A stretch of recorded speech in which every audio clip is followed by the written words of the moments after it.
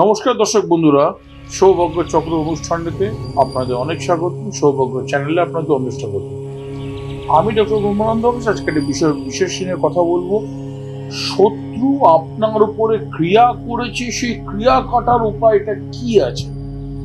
আপনি বুঝতে পারছেন, আপনার বাড়ির আশেপাশের কোনো শত্রু হোক, আপনার ঘরের কোনো মানুষ হোক, আপনার কোনো প্রিয়জন হোক, যে আপনাকে প্রয়োজন মনে করে, সে আপনার ক্ষতি করবার জন্য কিছু করছে, সেই শত্রুকে কাটার উপায়, তার যে যে ক্রিয়াটা আপনার উপরে করেছে সেটাকে কাটার উপরে কি আছে?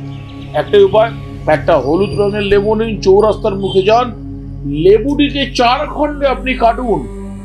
সামনের যে খণ্ড তাকে পেছন দিকে, পেছনের খণ্ড সামনের দিকে, বাঁ দিকেরটা ডান দিকে, ডান দিকেরটা বাঁ দিকে ফেলে দিয়ে সোজা চলে আসুন। শনিবার দিন রাত্রিবেলা এই কাজটি করবেন।